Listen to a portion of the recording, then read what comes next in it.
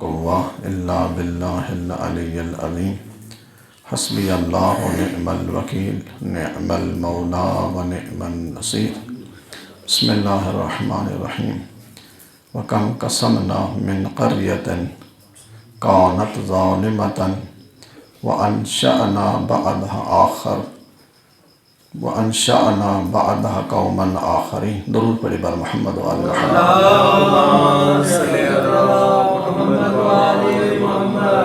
واجب الاحترام صاحبان قدر، سلسلہ دروس ہمارا جو ہے تفسیر سورہ انبیاء ہے. ہماری بحث یہاں پہنچی تھی 11 اور 15 جو ہے تفسیر سورہ انبیاء کی آیت کی بحث تھی. اس کا عنوان ہم نے دیا تھا ظلم. پھر آپ کی خدمت میں عرض کیا ظلم اتنی خطرناک چیز ہے کہ امیر المومنین جیسی ذات فرماتے ہیں الظلم بوار، ظلم تباہی کا باعث ہے، ظلم بربادی کا باعث ہوتا ہے. جیسا کہ قرآن کی آیت ہے بہت سے ایسے قریے جس کو ہم نے ہلاک کیا کس کی وجہ سے کانت ظالمتاً، وہ ظالم تھے، ظلم کی بنا پہ ہم نے ان کو تباہ برباد کیا. پھر خدا کیونکہ یہ آیے سورہ مکی ہے، اکثریت مشرکین کی تھی، خدا در واقع مشرکین کو بتانا چاہتا تھا کہ اشد قوتاً و مالاً و اولاداً، کہ وہ لوگ جو پہلے آپ سے تھے ہم نے غرق کیا تھا، آپ سے قدرت مند بھی تھے، اولاد بھی بہت تھی ان کی، مال بھی آپ سے زیادہ تھے. جب ان کو ہم نے تباہ کر دیا تو تم بھی کچھ نہیں ہو ہمارے سامنے، ہم آپ کو بھی فلاح کر دیں گے. تو لہٰذا ہم نے کہا ظلم 3 طرح کا ہے. ایک ظلم ہے خدا پہ ظلم ہے، وہ اس کو کیا کہا گیا شرک، الشرک باللہ، یہ کیا ہے ظلم ہے. فظلم لا یغفر، یہ ایسا ظلم ہے جس کی بخشش اور معافی ممکن ہی نہیں ہے. مفصل اس پہ بات کر چکے ہیں. ایک ظلم ہے کیا ہے الظلم العبد علی نفسہ، ایک ظلم ہے کہ انسان اپنے اوپر ظلم کرتا ہے، نفس پہ ظلم کرتا ہے. مثلا کیا جھوٹ بولنا، تہمت لگانا، مثلا شراب پینا، علیاذ باللہ گناہ کرنا، یہ کیا انسان اپنی ذات پہ ظلم کرتا ہے، یہ ایک ظلم ہے. تیسرا ظلم کیا ہے الظلم العباد بعضهم بعضا، جو لوگ ایک دوسرے پہ ظلم کرتے ہیں، یہ ظلم ہے. مثلا ہم نے اس کی تفصیل سے گفتگو کی. ایک مرتبہ ظلم ہے آپ کا، اس کی بھی پھر قسمیں ہیں. ایک قسم کیا ہے آپ ایک مزدور پہ ظلم کرتے ہیں، ان کو بلاتے ہیں مزدوری کے لیے، کام کے لیے، آپ ان کو اجرت کامل نہیں دیتے. صحیح ہے، اس پہ مفصل بات کر چکا ہوں، فقط بحث کو ملانے کے لیے مقدمہ باندھ رہا ہوں تاکہ آپ پتہ چلے ہم کہاں پہ ہیں. دوسرا ہم نے کہا ظلم کیا ہے بندوں میں سے ظلم انسان اپنی زوجہ پہ ظلم کرتا ہے. مفصل بحث کر چکے ہیں کہ یہ کیا ہے ظلم ہے، اور یہ ایسا ظلم ہے جو حتیٰ کہ نبی مکرم کے اصحاب برجستہ اصحاب تھے، باتقویٰ تھے، پرہیزگار تھے، عبادت گزار تھے، نماز تہجد پڑھتے تھے، لیکن کیونکہ یہ جو ظلم ہے بندوں کا ایک دوسرے پہ بندوں کا، یہ ظلم یہ حقوق الناس میں ہے، یعنی حقوق الناس ہے. جب تک یہ بندہ تجھے معاف نہ کرے خدا بھی معاف نہیں کرے گا. یعنی خدا اس وقت معاف کرے گا، خدا کی معافی شرط ہے کب؟ جب یہ بندہ راضی ہو تب خدا معاف کرے گا، اگر یہ راضی نہ ہو خدا معاف نہیں کرے گا. ایک یہ قسم تھی انسان اپنی زوجہ پہ ظلم کرتا ہے. زوجہ کا احترام، مقام، یہ سب کچھ میں بیان کر چکا ہوں. آج ایک اور ظلم کی تیسری قسم، بندوں میں سے ہم کیا ہے ایک دوسرے پہ ظلم کرتے ہیں. آج کی تیسری قسم کیا ہے انسان اپنی اولاد پہ ظلم کرتا ہے. پہلا سٹیپ ہو گیا مزدور، دوسرا سٹیپ ہو گیا زوجہ، زوجہ کے بعد کیا ہوں گے اولاد ہوں گے. اب یہ اولاد کے اوپر انسان بعض اوقات اپنی اولاد پہ ظلم کرتا ہے. اب میں اس سے مفصل روایت پڑھوں گا. روایت کہ کیسا ظلم، یہ 3 طرح کا ظلم ہم اولاد پہ کرتے ہیں. بڑی دقت والی بات ہے آج. اب والدین بھی غور سے سنیں، فرزندان بھی غور سے سنیں. 3 طرح کے اولاد پہ ہم ظلم کرتے ہیں. پہلا روایت ہے حق الولد علی الوالد، جو بیٹے کا باپ کے اوپر جو حق ہے وہ کیا ہے؟ ان یحسن اسمہ،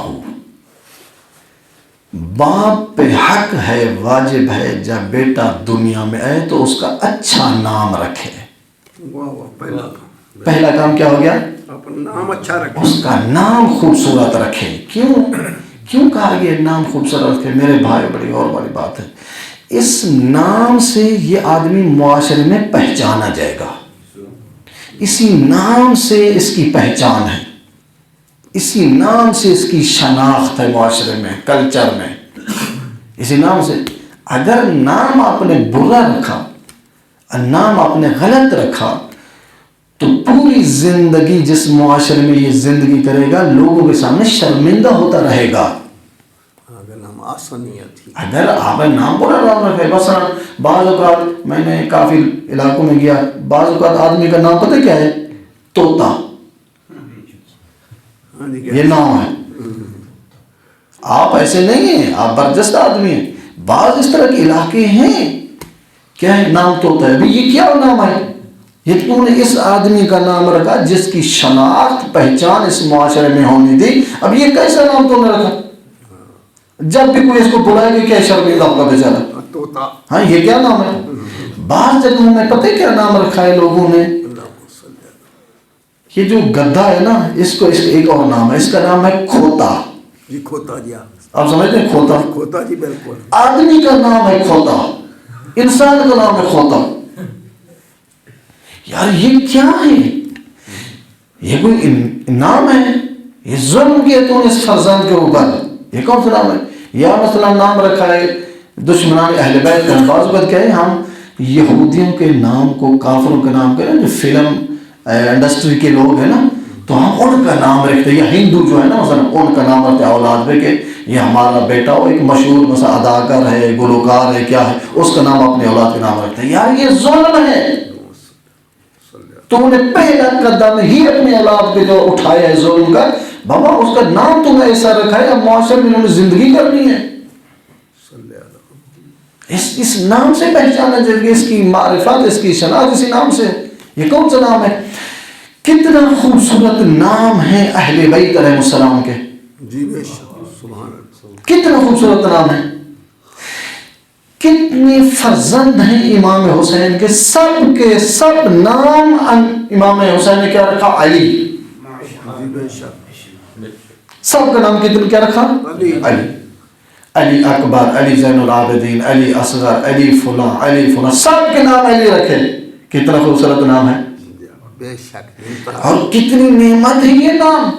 اب اس کی بتاؤں گا اس نام کی تاثیر کیا ہوتی ہے انسان کے اوپر. جی بے شک. اس ہر چیز کا ایک اثر ہوتا ہے.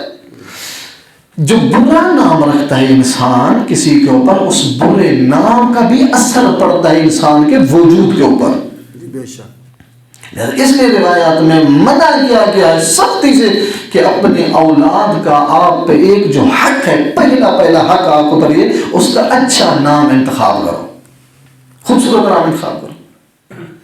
مثلا امام کاظم کے کتنے فرزندان تھے، کتنی بیٹیاں تھیں؟ سب کا نام فاطمہ رکھا. کیا رکھا؟ سب کا نام فاطمہ رکھا. جو بیٹے تھے سب کا نام علی رکھا. جی بے شک. کتنا خوبصورت نام ہے یار. ایک جو ائمہ نے تاکید کی ہے، کوشش کرو اہل بیت کا نام رکھو. کیوں؟ تاکہ اہل بیت کی یاد اس نام سے باقی رہے. بے شک. ایک علت یہ ہے، کیوں کہا گیا ہے جو ہمارے احیاء، ہمارے امر کو زندہ کرتا ہے خدا انہیں زندہ رکھتا ہے. جو ہماری یاد کو باقی رکھتا ہے خدا اس کی یاد کو باقی رکھتا ہے. بس پہلا سٹیپ ہم بعض اوقات اپنی اولاد پہ پہلے قدم پہ ظلم کرتے ہیں، ان کا نام برا رکھتے ہیں. یہ ظلم ہے. اور یہ بچہ جب تک تجھے معاف نہ کرے خدا معاف نہیں کرے گا. جس کا نام خوبصورت رکھو گے اس نام کی تاثیر یہ ہوگی کہ یہ معاشرے میں ایک مؤدب انسان ہوگا. ادب اس کے اندر رہے گا. اس نام کی تاثیر ہے. برائی سے بچے گا, برائی محفل سے بچے گا, کیوں؟ نام کی تاثیر ہے. لہذا یہ نام جو پہلا قدم ہے سطح پہ اس اولاد کا, جو ہم بعض اوقات ظلم کرتے ہیں, ان کا نام ہم کہیں برا انتخاب کرتے ہیں, تو یہ بچہ جب تک معاف نہ کرے خدا معاف نہیں کرے گا. ہم بڑی آسانی سے ان چیزوں سے گزرتے ہیں, یہ آسان چیزیں نہیں ہیں. پس پہلا کیا حکم ہوا؟ نام کیا کرو؟ خوبصورت رکھو. اگر جس نے اپنے بچے کا نام برا رکھا, کسی یہودی کے نام پہ رکھا, کسی کافر کے نام پہ رکھا, یہ کیا ہے؟ انہوں نے ظلم کیا ہے اپنے بیٹے کو پر. یہ وہ ظلم ہے جب تک یہ معاف نہ کرے خدا بھی معاف نہیں کرے گا. دوسرا ان یحسن ادبہ. اب نام گزاری کے بعد دوسرا سطح, کتنا خوبصورت روایات ہیں, دیکھیں کیسے ترتیب کے ساتھ خدا اور اہل بیت فرما رہے ہیں. اسم کے بعد, نام کے بعد دوسرا سطح کیا ہے اولاد کے لیے؟ ان کو اچھی تربیت دو, تربیت صحیح کرو, اچھا ادبیات دو. یہ بچہ تربیت کب حاصل کرے گا؟ جب تیرے گھر کا ماحول ٹھیک ہوگا. جی ہاں, جب تیرے گھر کا ماحول با ادب ہوگا, تیرے گھر کا ماحول تربیت شدہ ہوگا, تیرے گھر کا ماحول پاکیزہ ہوگا, تو یہ تربیت حاصل کرے گا. اگر تیرے گھر میں حرام لقمہ آتا ہے, تیرے گھر میں خمس نہیں دی جاتی, تیرے گھر میں زکوٰۃ ادا نہیں کی جاتی, تیرے گھر میں واجبات ادا نہیں ہے, تو یہ بیٹے پہ تو نے دروا کے ظلم کیا ہے. کیا کیا آپ نے؟ ظلم کیا. کیوں؟ کیونکہ جو لقمہ تو لے کر آیا ہے اسی بچے کی شکم میں جائے گا. اب سنیے اس کا اثر, بے ادبی کا اثر کیا ہے, ادھر دیکھنا. ایک بہت بڑا عالم دین گزرا ہے جس کا نام ہے علامہ مجلسی. ہاں جی, بہت بڑا جی, بہت بڑا علامہ محمد باقر مجلسی. اللہ رحمہ, بہت بڑی شخصیت. اور جس نے البحار الانوار کو لکھا. بحار الانوار کتنی جلد میں ہے؟ 120 جلد ہے اس کتاب کی. لکھنے کے بعد جب علامہ کے بارے نا, جب ایک مرتبہ علامہ نے کہا میں گیا ایک حدیث کی تلاش میں, دیکھا یہ حدیث مجھے مل نہیں رہی تھی, کہتا بڑی جگہوں پر میں نے ڈھونڈا, بزرگوں کے اقوال ڈھونڈے. ایک جگہ پہ میں گیا, مشکلات تھی, پریشانی تھی, مجھے ایک کتاب خانہ ملا, تو مجھے کہا گیا آپ کے پاس 2 منٹ ہیں, 2 منٹ کے بعد کتاب خانہ بند ہو جائے گا. کہا میں وہاں پہ بیٹھا, میں نے کہا آقا ابھی میرے پاس اتنا ٹائم نہیں ہے, میں نے اس حدیث کو ڈھونڈنا ہے, تو آپ مدد کریں. کہتا میں اسی فکر میں کتاب میں ڈھونڈ, آخر انسان ہے, تھکاوٹ ہے, یہ تلاش کرتے کرتے اس کو نیند آ گئی. اچھا, نیند آ گئی. کہتے علامہ کہتے جب میں جاگا, میں نے کہا یار میں نے تو وعدہ دیا تھا اس کو, 2-3-4 منٹ کا وعدہ تھا, تو ٹائم تو ضائع ہو گیا تھا, یہ حدیث تو مجھے نہیں ملی. کہتے جو ہی میں اٹھا, میں نے دیکھا میرے ہاتھ کے سامنے ایک ورقہ ہے, اس ورقے پہ حدیث لکھی, اس کا ایڈریس بھی دیا ہوا ہے. کہتے مجھے پتا چلا یہ حجت خدا امام زمان کا کام ہے.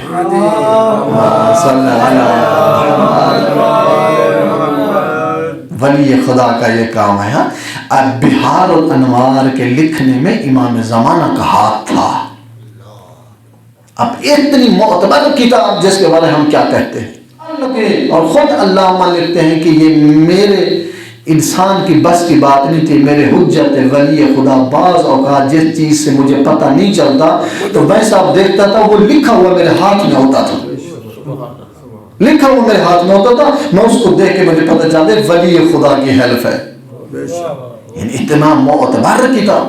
اسی علامہ کے متعلق ہے, کہتے ہیں ایک مرتبہ ان کے والد جو ہیں علامہ تقی مجلسی, بس نام آپ کے علماء انہوں جو زحمات کی ہیں, یہ آج ہمارے پاس جو دین ہے, جو یہ نماز ہے, جو روزہ ہے, ان بزرگان کی محنت ہے. اگر یہ نہ ہوتے, جیسے کہ امام صادق نے کہا کہ میرے اگر شاگرد نہ ہوتے, ذہبت احادیث جدی و ابی, میرے ابا و اجداد کی احادیث مٹ جاتی, ختم ہو جاتی, چلی جاتی. اگر آج آپ کے پاس یہ ذخیرے موجود ہیں, نماز موجود ہے, دینداری موجود ہے, تو انہی بزرگان کے طفیل آپ کے پاس موجود. انہوں نے اپنی زندگی کو خرچ کر دی, اسی مکتب اہل بیت کی خدمت کے لیے کہ احادیث اہل بیت محفوظ ہو جائے. اور پھر ہم اسی بہار کا آنکھ بند کر حوالہ دے دیتے ہیں نا, بہار الانوار فلاں جگہ پہ. یقین جانے بہار الانوار کی جو عربی عبارات ہیں کہ عام آدمی کی بس کی بات ہی نہیں اس کو پڑھ پائے. تو اتنے آسانی میں ممبر پر بیٹھ کے بات ہو جاتے بہار الانوار میں یہ لکھا گیا. پھر بابا بہار الانوار آپ نے دیکھی ہے پھر. اس لیے ہمارے بزرگان یقین جانے, ہمارے بزرگ کہتے ہیں حوضے کے اندر جو پڑھے آئے اس پہ واجب ہے ایک مرتبہ بہار الانوار کا پورا دورہ کرے, پڑھے بہار الانوار کو پوری. یہ کیوں اہل سنت کے لوگ اپنی احادیث جو بخاری ہے مسلم ہے آپس میں بیٹھے ہوئے ہیں نا, ان کے مدرسے میں آپ جا کے دیکھیں جو بچے ان کے آتے ہیں پہلے 2-3 سال یہ فقط اسے حدیث بخاری کی پڑھواتے ہیں پوری کتاب. ہاں جی بے شک. پوری ترمذی پڑھواتے ہیں, صحیح مسلم پڑھواتے ہیں ان سے, باقی اور کچھ حدیث. کیوں وہ حدیث میں زیادہ طاقتور ہیں آپ سے زیادہ؟ کیونکہ وہ کام پہلے سال کرتے ہی ہیں. اپنے حدیث ہم کتنا گھر میں بیٹھ کے اہل بیت کی حدیث کتاب کو کھول کے دیکھتے ہیں؟ کتنا دیکھتے ہیں؟ نہیں دیکھتے. بس انصاف سے ہم دیکھیں ہم کتنا پیچھے ہیں. مثلا آپ نے کوئی پڑھا لکھا ایک کتاب حدیث کو اٹھا کے اپنے سے نہ پڑھ, اسی کتاب حدیث کو اٹھا کے الحمدللہ ابھی تو بہترین جو ہمارے علماء نے کام کیا ہے احادیث کے اعراب لگائے ہیں. اعراب یعنی زیر زبر پیش لگا کے انہوں نے تاکہ آپ کے لیے مشکل نہ بنے, تلفظ صحیح رہے. یہ تو علماء نے آگے لقمہ بنا دیا ہے. جو 40 سال 50 سال 80 سال عمر لگئی علم پہ, اس کے بعد انہوں نے یہ احادیث, کیونکہ پہلے دور میں جو کتابیں ہیں اس کے اوپر زیر زبر لگی ہوئی نہیں ہے, اعراب نہیں ہے, لیکن ہر بندے کی بس کی بات ہی نہیں ہے جو پڑھ رہا ہے. یہ تو علماء نے زحمت کی, تکلیف کی, اپنی زندگی خرچ کر کے آپ کو ایک لقمہ بنا دیا تاکہ آسانی سے گھر میں بیٹھ کے اہل بیت کی روایات کو پڑھے سمجھے اپنے معاشرے کو ٹھیک کرے. اسی کے متعلق کہتے ایک مرتبہ میرے والد علامہ تقی مجلسی, یہ خراسان ایک علاقہ ہے, وہاں کے پیش نماز تھے. خراسان کے پیش نماز تھے علامہ تقی مجلسی رحمۃ اللہ. علامہ تقی مجلسی کو فرزند اولاد کم از کم 50 سال تک اولاد نہیں تھی. 50 سال تک علامہ تقی کو اولاد نہیں تھی. یہ علامہ باقر مجلسی اس کے بیٹے ہیں جس نے بہار الانوار رکھی. یہ 50 سال کی ایج میں اور امام زمان کو کہا مولا مجھے ایسا فرزند عطا کر جو تیری راہ میں وقف کر دوں گا, میں تیرے حوالے کر دوں گا, وہ بیٹا وہ تیرا ہے, تیری دین کی خاطر میں وقف کر دوں گا, مجھے میرا بیٹا عطا کر جو دین کی خدمت کرے. تو امام زمان نے کہا تقی مجلسی میں آپ اللہ کی بارگاہ میں دعا کر کے آپ کو ایک بیٹا ہوگا جس کا نام میں خود رکھ رہا ہوں, کیا؟ محمد باقر. اس کا نام بھی میں امام زمان رکھ رہا ہوں, محمد باقر اس کا نام ہے. تو 50 سال کی ایج میں اللہ نے عطا کیا علامہ تقی مجلسی کو بیٹا جس کا نام محمد باقر مجلسی. اور محمد باقر مجلسی کون ہے؟ جو امام زمانے کی دعا سے اس دنیا میں آئے. یہ علامہ تقی مجلسی ایسے امام کے ساتھ ان کا ارتباط تھا, ایسے باتقوی انسان تھے, ولی تھے. کہتے ایک مرتبہ میرے والد محترم مسجد میں نماز پڑھانے کے لیے, اس دوران یہ جو آپ ٹوٹیاں وغیرہ لگائی ہوئی ہیں یہ ثقافت بنایا ہو نا, اس وقت اس طرح کا نظام نہیں تھا, بلکہ کیا تھا اس وقت دور سے کنواں ہوتا تھا, وہاں کنویں سے ایک مشک ہوتی تھی. مشک یعنی ایک جانور کی جلد کو وہ بنا کے اس کو مشک بنا کے اس کے اندر پانی ڈالتے تھے, چمڑے کی ہوتی تھی, تو اس کے اندر پانی ڈال کے آگے لٹکاتے تھے. تو نمازی ادھر سے پانی تھوڑا لے کے وضو کیا کرتے تھے نماز کے لیے. یہ صورت ہے آپ دیکھ. کہتے ایک مرتبہ لوگ سب جمع جب نماز کے لیے بھی وضو کرنا ہے, کسی بچے کے ہاتھ میں سوئی تھی, کانٹا تھا, جو چیز تھی وہ کوئی متوجہ نہیں ہوا, اس نے اس مشق کے اوپر وہ مار دیا جس میں پانی تھا. اب پانی وہ مشق پھٹ گئی, پانی پورا کا پورا گر گیا. اب نماز بھی کنواں میں 4 کلومیٹر دور ہے, وہ کون جائے آئے, نماز ختم. اتنے میں علامہ تقی نے کہا یہ بچہ کس کا ہے؟ کسی نے کہا میرا بچہ ہے. کہا شام کو جا کے گھر جا کے پوچھنا آپ نے کیا کھایا تھا.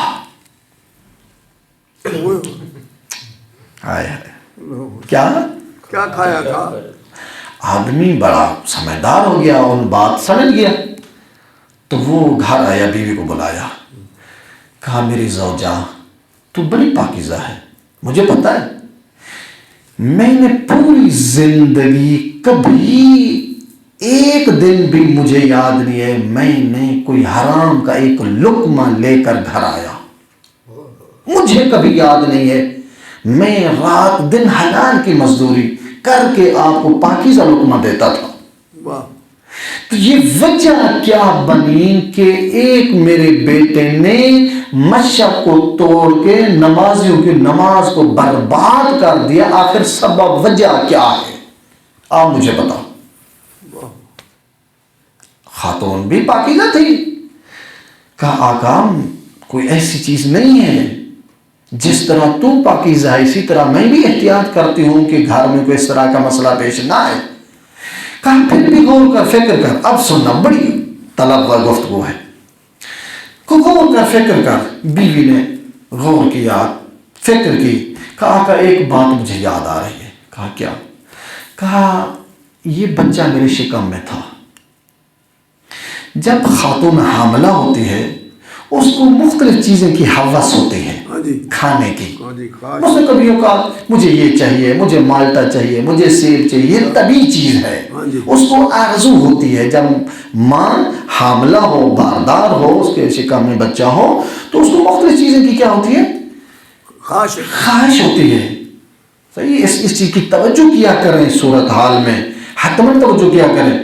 تو انہوں نے کہا مجھے, میں ایک مرتبہ ہمسائے کے گھر گئی تو ہمسائے جو ہمارا ساتھ تھا اس کے گھر, ان کے گھر کے اندر ایک درخت تھا انار کا. ان کے گھر کیا تھا, درخت انار کا. کہتا کہ مجھے خواہش ہوگی انار کھانے کی. تو میں تھوڑا سا قدم اٹھائے, میں نے کہا وہ کوئی خاتون کہیں گئی ہوئی تھی تو چلو وہ آئے گی, اس سے پوچھ کی کر کے میں اٹھا لوں گی. لیکن میں نے کیا کیا, ایک سوئی پڑی ہوئی تھی اس کو اٹھا کے میں نے انار میں ماری, وہ تھوڑی سی وہ رس میں نے اپنے منہ میں رکھی. وہ اب آپ بتائیں سوئی میں کتنا رس آتی ہے, کتنا جو آئے گا, کتنا قطرہ سے بھی کم تھا. کہا میں نے وہی رکھا. اس نے کہا ہاں آپ نے شکم میں یہ بچہ تھا, تو نے بغیر اجازت کے ہمسائے کے گھر جا کے اس کے درخت سے انار سے آپ نے بغیر اجازت کے سوئی ماری, تو سوئی کا اثر یہ ہوا تیرا بیٹا نے نمازیوں کی مشق کو پھاڑ دیا. اب میں آپ سے پوچھتا ہوں, آپ تو پاکیزہ ہیں, آپ تو متقی ہیں, لیکن وہ لوگ جو حرام کا لقمہ لے کر گھر آتے ہیں تو اس بچے پہ کیا اثر ہوگا؟ برا اثر ہوگا. تو اس لیے امام حسین نے کیا کہا کربلا میں, مولعت بطونکم فی الحرام, تمہارے اوپر میری بات اس لیے اثر نہیں کر رہی کہ تمہارے شکم میں لقمہ حرام ہے, حرام کھاتے اس کے میری بات کا اثر نہیں ہو رہا. میں جو کلام کرتا ہوں آپ پر اثر نہیں ہوتا. میں حسین تجھے بلا رہا ہوں, تم یہ مارنے کے لیے تیار ہوگے, وجہ یہی ہے کہ تم میری بات کو نہیں سن رہے, نہیں سمجھ رہے. کیوں؟ کیونکہ تمہارے شکم میں لقمہ حرام ہے, اس لیے ولی خدا کی بات نہیں سن رہے تم. کتنا اثر ہے لقمہ حرام کا, ایک سوئی لگی اس کا اثر ہے. تو پس پہلا حق کیا ہے, دوسرا اگر آپ لقمہ لے کر آئیں اس طرح کا, آپ پاکیزہ ہیں, وہ لوگ جو ایسا کام کرتے ہیں, تو لہٰذا کیا ہے, آپ نے اپنے بیٹے کو پر ظلم کیا ہے. اور جب تک یہ, اگر آپ کا بیٹا آپ کی حرکت کی وجہ سے, آپ کا بیٹا آپ کی اس ناجائز مال و رزق کی وجہ سے گمراہ ہو گیا ہے, یہ سمجھ لے قیامت کے دن پہلا عذاب تیرے اوپر اللہ کرے گا. کیوں؟ تو نے اپنی اولاد کی تربیت صحیح کیوں نہیں کی, لقمہ حلال تو کیوں نہیں لے کر گیا. پس دوسرا, جب تک یہ بیٹا تجھے معاف نہ کرے, خدا بھی معاف نہیں کرے. پس پہلا کیا ہوا, اس کا نام اچھا رکھو, دوسرا کیا ہوا, اس کو تربیت صحیح دو. اب تیسرا چیز کیا ہے؟ پریشان تو نہیں ہو گئے؟ تیسری چیز کیا ہے؟ یہ وہ باتیں ہیں جو تیرے معاشرے کو تربیت دے سکتی ہیں، تیرے معاشرے کو متقی بنا سکتی ہیں. یہ وہ چیزیں، یہ آسانی میں تجھے منبر میں ملنے والی نہیں ہے. کوئی تجھے نہیں دے گا یہ چیزیں، خدا کی قسم. یہ وہ چیزیں ہیں جو تیرے روح کے تزکیے کے لیے ہیں، تیرے معاشرے کو مؤدب کرنے کے لیے وہ چیزیں ہیں جو اہل بیت نے اس پہ زور دیا. تیسری چیز کیا ہے؟ ہاں، ان یعلمہ القرآن، ان کو قرآن کی تربیت ہو. تیسرا تیرے اوپر حق ہے، واجب ہے اپنے بیٹے کو کیا کر؟ قرآن کی تعلیم دے. قیامت کے دن آپ سے یہ نہیں پوچھا جائے گا تو نے ڈاکٹر بنایا ہے، تو نے سائنسدان بنایا ہے، تو نے کیا بنایا، نہیں، بلکہ کیا پوچھا گیا ہے؟ تو نے اس بیٹے کو قرآن پڑھایا تھا؟ اگر تیرا بیٹے کو تو نے ڈاکٹر نہیں بنایا نا، مثال ہے ٹیچر نہیں بنے، تو اسے نہیں پوچھا جائے گا تو کیوں نہیں تو نے ڈاکٹر بنایا، تو کیوں نہیں مثلا ٹیچر بنایا، تو نے یہ کیوں نہیں کیا، تو نے سائنسدان کیوں نہیں بنایا، تو نے فلاں کیوں نہیں، یہ نہیں پوچھا جائے گا. بلکہ کس کے بارے میں پوچھا جائے گا؟ تو نے اپنے بیٹے کو قرآن پڑھایا تھا. بس تیسرا حق جو آپ کے والد کے اوپر اولاد کے لیے کیا ہے؟ قرآن کی تعلیم دینا. اگر آپ نے اپنے بیٹے کو قرآن کی تعلیم نہیں دی، اگر تو نے دین کی تعلیم نہیں دی، تو تو نے اپنے بیٹے پہ ظلم کیا ہے، ظلم کیا ہے. اور یہ وہ ظلم ہے جب تک یہ بیٹا تجھے معاف نہ کرے خدا بھی تجھے معاف نہیں کر سکتا. ایسا ہی اب سننا، ایسی یہ روایت آپ کی زحمت کو تمام. اب دیکھیں، قرآن کی تعلیم ملے گی تو تیرا بیٹا مؤدب ہوگا. قرآن کی تعلیم ملے گی تو تیرا بیٹا اہل بیت کو پہچانے گا. قرآن کی تعلیم ملے گی تیرا بیٹا توحید کو پہچانے گا. قرآن کی تعلیم ملے گی تو وہ نبی کے آنے کے مقصد کو پہچانے گا. جب یہ تعلیم انہیں آپ نہیں دیں گے تو اہل بیت کو کیسے پہچانے گا، نبی کو کیسے پہچانے گا، اس توحید کو کیسے پہچانے گا، یہ اس ذات پروردگار کو کیسے پہچانے گا جب تم نے یہ تعلیم دین کی نہیں دی. لہذا اس لیے آپ کو پتہ ہے میں اس دن واقعہ پیش کر چکا تھا شیخ مفید کا. اس وقت کے جو بزرگان تھے، جب ان کے 3 بچے ہوتے، 2 ہوتے، تو وہ یہ پہلے کہتے خداوند متعال اگر تو نے ہمیں فرزند پہلا دیا، یہ پہلا بیٹا دیا، تو پہلا بیٹا میں دین کی راہ وقف کر دوں گا. ہم کبھی ایسا کیا ہے؟ نہیں. ہم کیا کرتے ہیں؟ اس کو ڈاکٹر بناؤ، انجینئر بناؤ، یہ کرو، ادھر توجہ ہے. کبھی ہم نے یہ کیا یار ایک بیٹا دین کی خاطر دو، کبھی کیا ہے ہمیں؟ تو یہ پھر ظلم ہے یا نہیں ہے؟ ظلم ہے. جب یہ نہیں پہچانے گا، خدا کو نہیں پہچانے گا، جب تم نے تعلیم نہیں دی قرآن کی، تو یہ تو معلوم ہے پھر ایسے معاشرے میں رہ کے یہ شرابی بنے گا، زانی بنے گا، گنہگار بنے گا، خطا کار بنے گا. اس کا معاشرہ اس طرح کا ہے. پھر یہ اگر گناہ کر رہا ہے، اس گناہ کا آدھا گناہ اور اس کے گناہ کا جو عذاب ہے وہ آپ کی گردن پہ ہے. کیوں کہا گیا ہے قیامت کے دن بعض وہ ماں باپ ہیں جن کو شدت سے عذاب دیا جائے گا، تو وہ پوچھیں گے پروردگار ہم نے کوئی ایسا کام تو نہیں کیا جن کو ہمیں عذاب دیا جا رہا ہے. کہا ٹھیک ہے، تجھے پتا نہیں ہے تم نے اپنے بیٹے کو تعلیم دی تھی کہ وہ ایسے معاشرے میں جہاں پہ گناہ میں مبتلا ہو گیا تھا، وہ گناہ کیا، اس گناہ کا پہلا عذاب تیرے اوپر ہے، تو نے کنٹرول کیوں نہیں کیا تھا؟ تو نے کبھی سوچا میرا بچہ کہاں جا رہا ہے، کس کے ساتھ اٹھ بیٹھ رہا ہے، اس کی محفل کس طرح کی ہے، یہ کس کے پاس جاتا ہے، کبھی تو نے توجہ کی؟ یہ وہ چیزیں ہیں جو روح کو زندہ کرتے ہیں. اس لیے کہا گیا اولاد کو تعلیم دو، قرآن کی دین کی تعلیم دو، دین شناس بناؤ تاکہ توحید کو پہچانے، نبوت کو پہچانے، امامت کو پہچانے. اکثر اوقات ہم ان چیزوں سے غافل ہیں، اس لیے ہمارے معاشرے کے حالات آپ بہتر جانتے ہیں. اب سنیے، اس لیے کہا گیا ہے اِنَّا حُسْنَ الْخُلْقِ، جو انسان باادب ہے، با اخلاق ہے، اس کا ثواب کتنا ہے؟ اس شخص جو رات دن روزے کی حالت میں ہے، نماز تہجد پڑھتا ہے لیکن بد اخلاق ہے، اس بد اخلاق عبادت گزار سے وہ با ادب انسان کا ثواب اس سے زیادہ ہے۔ ماشاءاللہ جی ماشاءاللہ۔ نمازی ہے بد اخلاق ہے، قرآن پڑھتا ہے بد اخلاق ہے، لیکن جو با اخلاق ہے اس کے با اخلاق ہونا کیا ہے اس سے کئی گنا زیادہ ہے۔ لہذا ہم اپنی اولاد کی توجہ کریں۔ پس 3 ظلم ہو گئے، ہم کیا کرتے ہیں اپنی اولاد پہ ظلم کرتے ہیں۔ پہلا کیا ظلم ہے؟ نام رکھنے ہم میں۔ نام رکھنے میں غلطی کرتے ہیں۔ اگر غلط نام رکھیں تو آپ گناہ گار ہیں، معصیت کار ہیں اور جواب دیں گے۔ دوسرا کیا؟ دوسرا ظلم کرتے ہیں اپنی اولاد کی صحیح تربیت نہیں کرتے۔ ایحسن ادبہ، کیا کہ اس کو ادب یاد دو، اس کی اچھی تربیت کرو۔ تربیت تو سیکھا بچے کی، جب آپ کے گھر کا ماحول صحیح ہوگا تو تربیت ہوگی، بچہ تربیت آپ سے لے گا۔ اگر آپ نے صحیح تربیت نہیں کیا آپ گناہ گار ہیں، یہ ظلم ہے جو خدا بخشنے گا۔ تیسرا کام کیا ہے؟ آپ ان کو کس چیز کی تعلیم دو؟ قرآن کی۔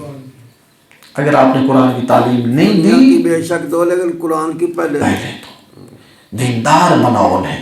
لہذا اگر تعلیم قرآن کی نہیں دی، قیامت دن اس چیز کے بارے تو سے ضرور پوچھا جائے گا کہ تم نے کیا کیا ہے۔ انشاءاللہ کل اور بحث بیان کریں گے بفضل الہی۔ لہذا میں اسی بات پہ اکتفا کرتا ہوں۔ پروردگار ہم سب کی عبادت کو اپنی بارگاہ میں قبول فرمائے۔ خداوند متعال